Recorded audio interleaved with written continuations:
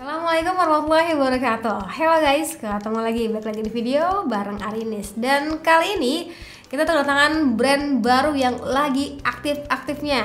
Iya, namanya tuh IQ. Penulisannya sih Iko OO gitu ya. Tapi bacanya bukan Iko, apalagi Iko Uwais tuh bukan banget. Tapi melainkan IQ. Iya, teman-teman lihat nggak sih dulu tuh Vivo juga punya seri Z yang emang performanya killer buat di kelasnya. Nah, ini rasa-rasanya tuh kayak mirip gitu teman-teman. Seri Z7 ini tuh kayak ngarahnya ke pasar kelas mid-range yang lebih utamain soal performanya. Jadi kayak pas smartphone-nya apakah bisa bersaing ya, menyenggol teman-teman brand lain yang juga main di kelas mid-range. Ya udah, yuk langsung aja tonton videonya sampai akhir. Buat isian boxnya lengkap ya, gue udah pernah buat postingan sebelumnya. Cuman ini boxnya itu dulu tulisannya tuh IQ aja, gue sampai lupa nih ini seri apa sebenarnya. Buat desainnya IQ Z7 itu khususnya yang gue pegang ini punya warna yang lebih ngarahnya tuh kayak elegan gitu teman-teman. Dan ada aksen shiny yang cakep kalau terkena cahaya dan kita lihat dari berbagai angle. Dan material bodinya itu pastinya pakai polikarbonat ya teman-teman. Lalu itu tetap berasa kok betul-betulnya terbilangnya baik. Paling desain frame kameranya aja nih yang lumayan besar banget ya, blok hitamnya kayak gini teman-teman. Dibuat tuh lebih minimalis, bakal lebih cakep sih sebenarnya. Tapi yang gue suka tuh nih frame kameranya juga berbahan kaca ya, yang buatnya tuh jadi terlihat lebih premium aja. Dan ini bener aja bagian frame kamera tuh kayak dikasih embel-embel ada OAS gitu ya teman-teman. Nanti bakal kita coba untuk bagian si kameranya. Buat sekelilingnya mangga dicek aja, tetap dikasih port jack audio di bagian atasnya. Ini penting banget untuk para gamers ya. Dan menariknya juga ini dikasih dual stereo speaker. Mantap. Kalau buat bagian SIM tray-nya, doi bisa nampung 2 SIM aja tanpa tambahan microSD. Buat bagian layarnya itu seluas 6,6 inch, pakai model punch hole kekinian dengan bezel yang lumayan tipis gak sih? Walau begitu saat menggenggamnya itu emang gak seseksi si Vivo V27 5G yang kemarin kita bahas ya teman-teman, karena emang beda aja sih segmennya. Dan ini jenis layar yang dipakai itu pakai pada IPS, resolusinya udah Full HD Plus ya teman-teman. Jadi ini kalau kita perhatiin lebih lama, lebih detail gitu ya, di bagian deket punch hole gitu ya, dan juga di bagian bawahnya itu memang agak berasa di bagian si shadow sendiri. IQ Z7 itu punya refresh rate di maksimal 120 Hz, tapi menariknya nih baru kali ini sih gue temuin ya, doi bisa kita atur di 60, 90, 120 Hz, ataupun kalau nggak mau repot pilih aja yang smart switch ya teman-teman. Nantinya tuh doi bakal sesuai dengan aplikasi atau kegiatan kita. Dengan layar yang lega ini emang cocok sih ya bila kebutuhan tuh kayak untuk streaming, main gaming gitu ya.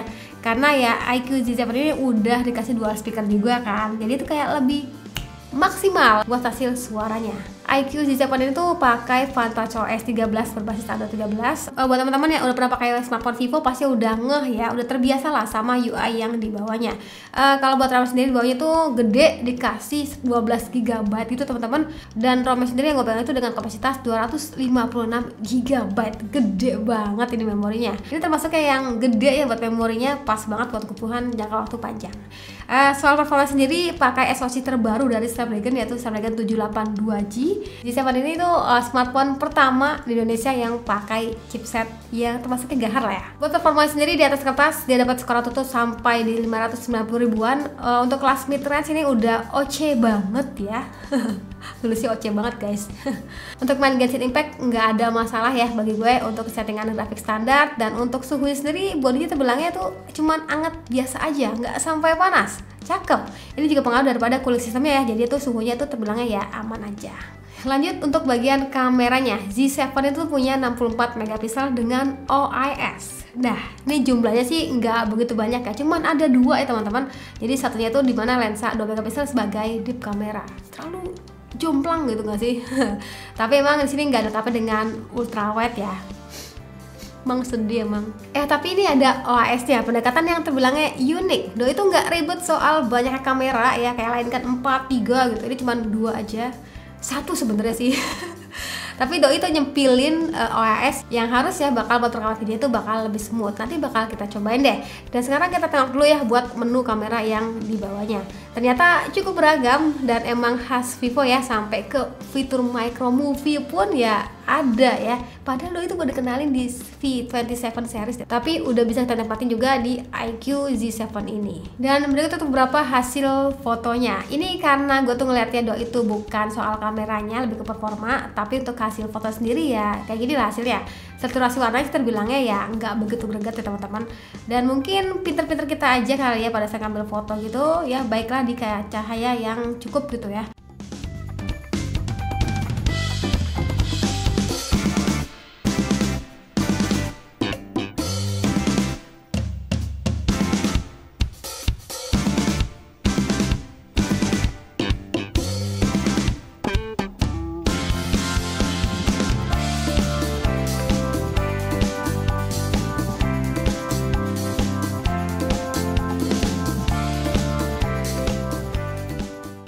Dan untuk kamera depan sendiri terbilangnya ya oke ya.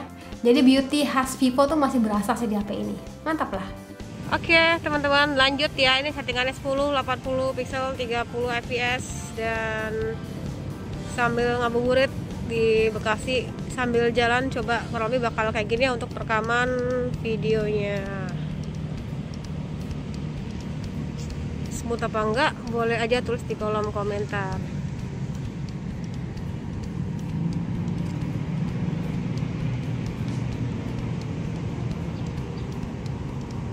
Warna-warnanya bisa lihat langsung ya kayak gimana.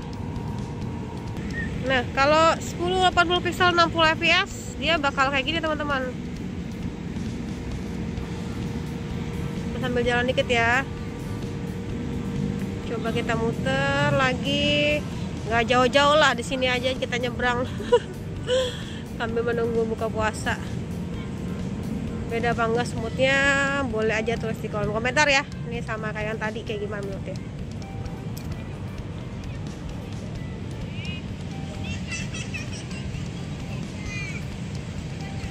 Lanjut soal kapasitas baterainya. iQOO Z7 itu punya baterai yang cukup besar 5000 mAh, yang termasuk udah gede teman-teman buat di kelas mid-range ini. Dan ada hal yang gue suka, iQOO Z7 ini tuh kayak ngasih pengecasan yang gercep banget, 120 watt teman-teman ya.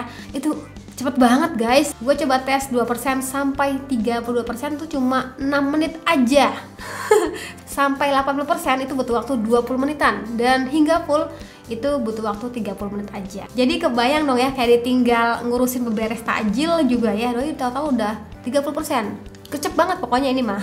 Dan yang paling penting juga, ini iQOO Z7 ini yang gue pegang udah berjaringan 5G ya teman-teman, dan juga udah support dengan NFC multifunction. Jadi bisa cek saldo ataupun top up saldo e-money kalian ya, dan juga ya nyimpan kartu akses pintu ya kalaupun kartunya tuh mengizinkan. Oke, itu dia iQOO Z7. Ini fitur-fiturnya termasuknya yang killer ya teman-teman buat di kelasnya. Langkah awal yang cukup bisa menggebrak pasar mid-range. Secara nih ya, pakai Snapdragon 782G yang performanya tuh so powerful, udah 5G, pengecasan juga cepet ya, dan juga punya build quality ya terbilangnya baik. Paling tinggal after sales-nya nih kira-kira bakal kayak gimana ya. Beberapa orang tuh kayak mungkin masih ragu mengingat ini kan brand baru gitu ya. Tapi gue sih apresiasi sih buat langkah awal iQOO Z7 ini ya. Semoga bisa konsisten dan harganya juga bersaing. Nah, kalau menurut teman-teman sendiri gimana nih tentang iQOO Z7 ini? Boleh aja tulis kolom komentar ya. Sip, sekian dari gue lagi dan saya bilang see you, bye-bye.